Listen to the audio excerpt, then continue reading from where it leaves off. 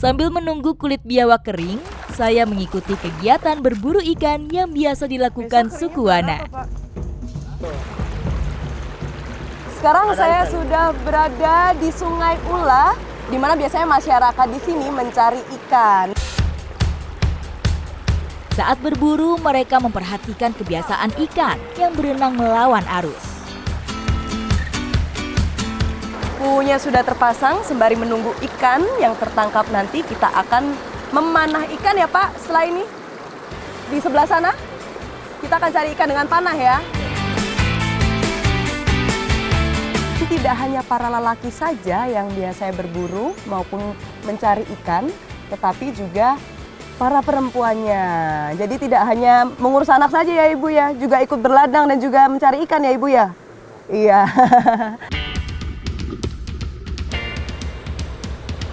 Baru saja kami menyusuri anak sungai, saya dibuat terkejut dengan arus dan kedalamannya. Di sini ternyata arusnya sangat kencang. Tadi saya di tengah tenggelam, tentunya dibantu sama Bapak.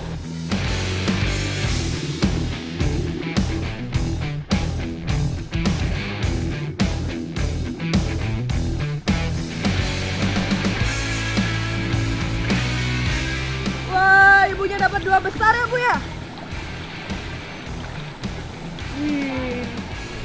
Ikan yang kita dapat ini namanya ikan borus. Dia memiliki corak pada tubuhnya dan tidak terlalu besar, tapi cukup panjang. Belum juga saya berhasil mengenai target, Bapak sudah kembali mendapatkan ikan. Wih, Bapaknya dapat ikan besar ini. Ini namanya kalau di sini kosa ya Pak? Iya, kosa. Sejenis ikan betok. Jadi dia memang sirip-siripnya cukup tajam dan dia ini cenderung berwarna sedikit kehijauan.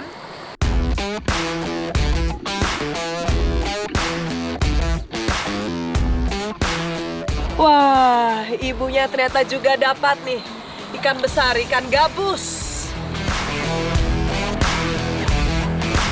Dan ikan-ikan yang kita dapat kali ini adalah jenis-jenis ikan yang dia kuat untuk melawan arus. Puas memanah ikan, kami kembali memeriksa bubu yang sudah dipasang sebelumnya. Dan sekarang kita akan mengangkat yang sudah dipasang tadi. Ada ini Bapak? Ada. Oke, Ada Bapak, goyang. ayo. Ayo, koko di, koko taka. Koko ada kubannya. Oh, harus dipukul-pukul. Selanjutnya, Pak. Ternyata ikan yang kita dapat ini cukup banyak. Dan caranya harus dipukul-pukul supaya ikannya itu turun. Karena ada yang beberapa tersangkut di samping-samping. Tutup bubu langsung dibuka untuk mengeluarkan ikan yang terperangkap. Ayo Bapak, kita tuang Bapak ikannya. Kami berhasil mendapatkan banyak ikan. Oke, Bapak Ibu, sudah mulai sore kita pulang? Ya. Baik, mari kita pulang.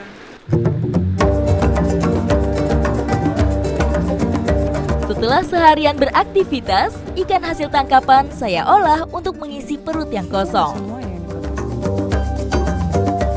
Ini adalah hasil ikan yang sudah kita tangkap. Nah, sekarang kita mau olah menjadi kuah asam. Ini bumbunya sangat sederhana sekali, ada pusu dan juga tikaya. Pusu ini adalah bunga dari kecombrang seperti ini, dan ini memiliki bau yang sangat khas. Wangi ya, ada asam-asamnya memang ya. Suku Wana cukup menggunakan tikaya untuk mengurangi rasa amis ikan. Nah, buah tikaya ini untuk menghasilkan rasa asamnya, jadi harus dipukul-pukul dulu sampai nanti dia terbuka seperti ini.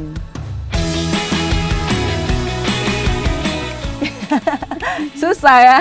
Coba sini saya bantu.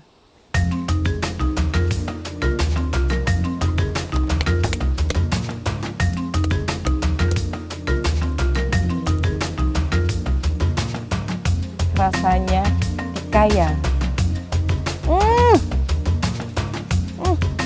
Ternyata rasanya lebih asam dari asam Jawa.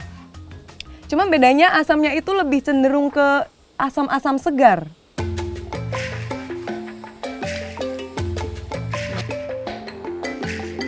Tidak membutuhkan waktu Romo lama, panah ini. ikan kuah asam siap dihidangkan. Oke, awas.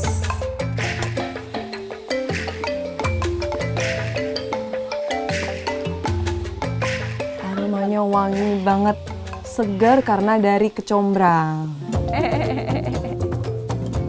Seluruh anggota keluarga berkumpul di ruang tengah untuk menikmati santapan kali ini. Oh, karena kuahnya asam ya. Iya, duduk sini Sulis. Hebat sekali mau makan cuci tangan Anda?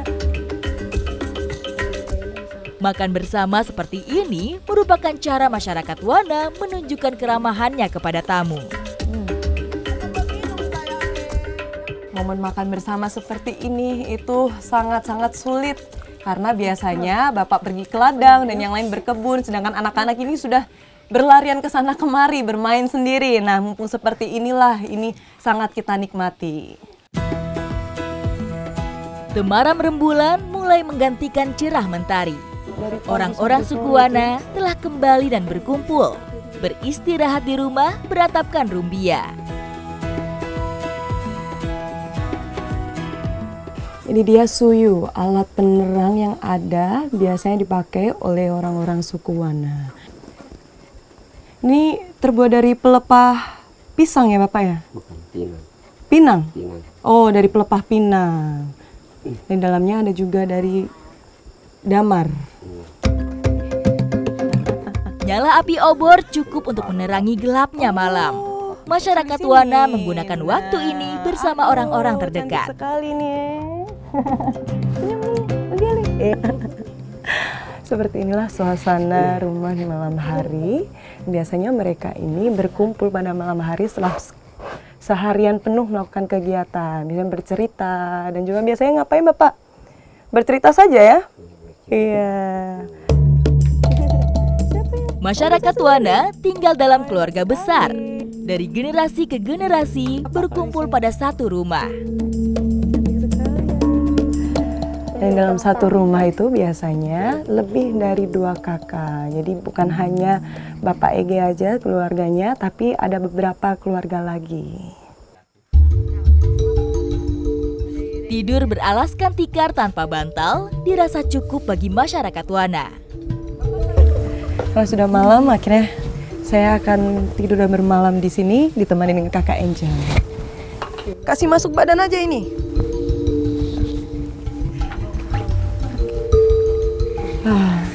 Ayo kita tidur Kak.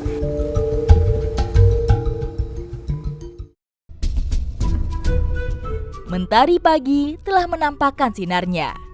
Asap yang mengepul di rumah-rumah menandakan masyarakat Wana tengah memulai hari.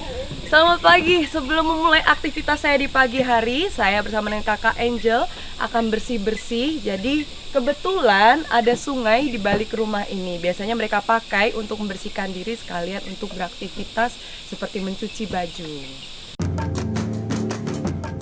Rumah-rumah suku Wana dibangun di tepian sungai. Dekat dengan sumber air membuat mereka mudah memenuhi kebutuhan sehari-hari.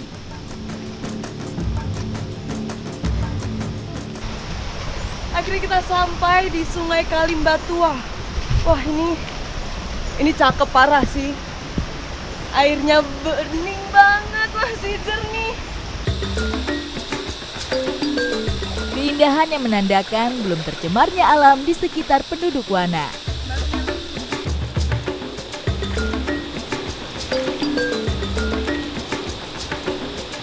Airnya seger banget.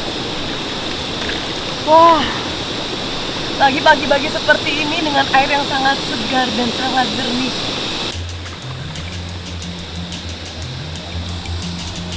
Setelah bebersih, kami mulai mengisi wadah Udah mau untuk penuh persediaan air di rumah.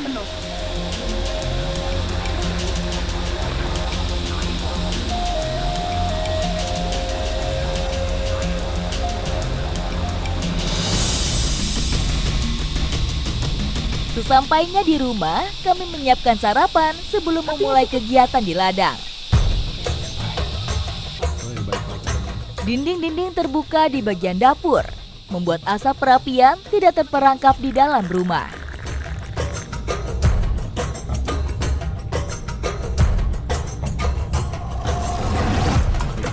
Kebersamaan di pagi hari sebelum meladang, biasanya mereka melakukan sarapan, nah seperti makan singkong dan juga minum kopi. Enak sekali Om, tadi apa bahasanya Om? Manami kojo. Manami kojo, enak sekali.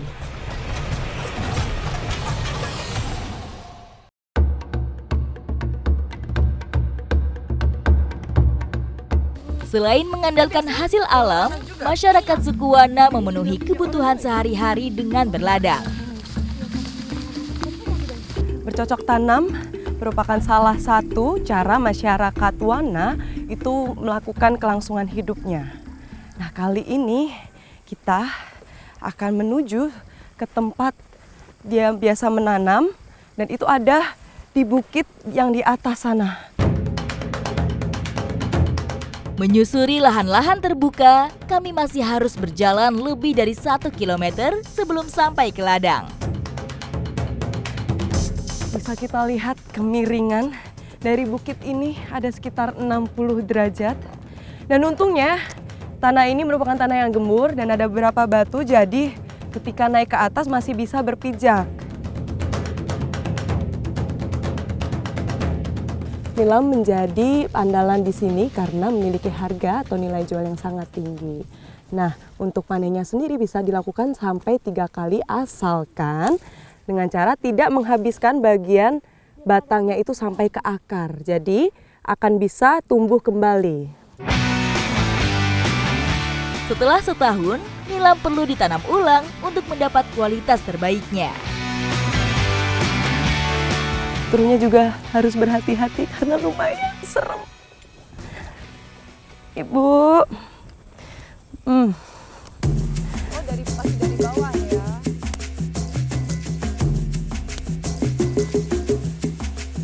Setelah selesai dipanen, nilam-nilam ini perlu untuk dijemur. Nah, untuk penjemurannya sendiri hanya perlu disebar-sebar seperti ini sampai nanti kering. Proses penjemuran ini membantu mengurangi kadar air yang tercampur dengan minyak nilam. Dan inilah hasil-hasil nilam yang sudah dikeringkan. Namun ini belum cukup kering karena melihat cuaca yang mendung, jadi harus dikeringkan sekali lagi ya Ibu. Tidak terkena hujan. Selain dijemur, tanaman-tanaman ini masih harus diolah lagi sebelum masuk ke proses penyulingan.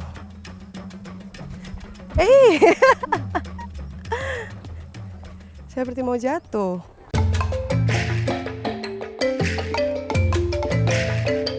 Nilam-nilam yang sudah kering tadi akhirnya kita cincang seperti ini untuk mempermudah proses penyulingan. Ini wanginya enak ya Bu ya, tapi mirip-mirip ya ada teh-tehnya dan bunga-bunga gitu ya. Iya. Terletak tidak jauh dari kampung, terdapat belanga besar, tempat menyuling minyak nilam. 1, 2, iya. Dan sinilah tempat nilam-nilam dikumpulkan untuk dilakukan proses penyulingan. Setiap harinya, belanga ini selalu beroperasi. Petani nilam suku Wana dari beberapa lokasi biasa menggunakan belanga ini secara bergantian. Nah, nilam-nilam ini didapatnya dari berbagai lokasi dan dikumpulkan di tempat ini untuk dilakukan penyulingan. Nah, ternyata nilam-nilam ini cukup berat. Saya tadi sudah mencoba untuk mengangkat, karena beratnya bisa sampai 30 kilo. Dalam 1 kali proses pembakaran, 1 belanga dapat memuat ratusan kilogram nilam. Jadi biasanya untuk 1 kali suling itu membutuhkan sekitar 15 karung untuk bisa memenuhi belanganya. Kita angkat saja Bang, biar tidak perlu lama-lama. Iya. Setelah diratakan, belanga ditutup rapat agar tidak ada uap minyak nilam yang keluar. Oke. Proses pembakaran nila membutuhkan waktu sekitar 12 jam dan untuk menjaga api agar tetap menyala maka akan ada 2 tungku. Tungku yang atas gunanya untuk menjaga supaya kayu tetap terbakar dan di bawahnya itu berupa abu. Selama proses pembakaran, kayu bakar harus selalu ditambah setiap 1 jam sekali. Bapak jatuh, oh tidak, tersangkut Bapak.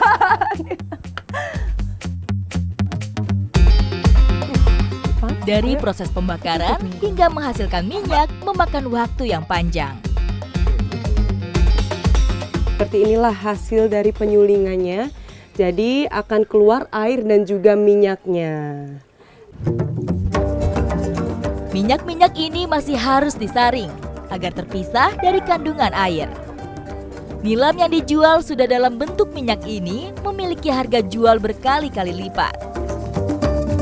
Ini biasa bisa sampai berapa jurigan, Bang? 2, 3? Bisa? 3? Berarti 1 kali itu 3 hasilnya 3 jurigan ya? Dari proses nilam bisa mencukupi kebutuhan sehari-hari mereka, sekaligus juga bisa mensejahterakan masyarakatnya.